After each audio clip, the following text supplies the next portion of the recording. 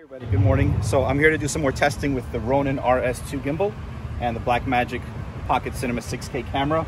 Let me show you my setup and how I'm going to be filming today. So basically I got the sidearm here. I got this for the phone to control Bluetooth connection to the camera. Since the card is plugged into the side, I haven't been able to test to plug it in to see if the gimbal can control it, although it's supposed to be able to without any problems. This is the Canon mount Sigma 18 to 35.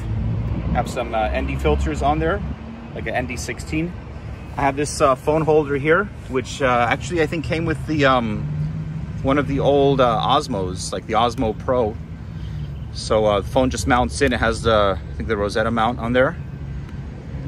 So that's it. Everything is balanced. Let me show you how it looks when it's properly balanced to the best of my ability.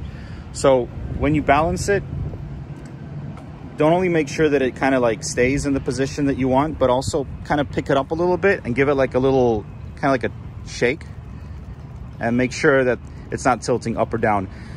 I've seen some people that they have it balanced and it stays in the position, but then when they move it, the camera instantly just kind of flips up or down. So if you just kind of do this, make sure everything stays in place, then you know you're good to go.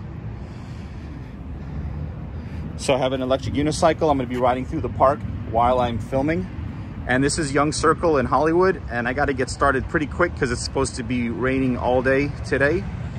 So hopefully I have like a half an hour to film. I'm going to be shooting in full 6K and I'll upload that to YouTube in 6K. So I'm just going to be shooting some scenes in the park. And that's it. So if you guys like the footage, please give me a thumbs up. Let me know what you think. And I'm going to put some links in the description.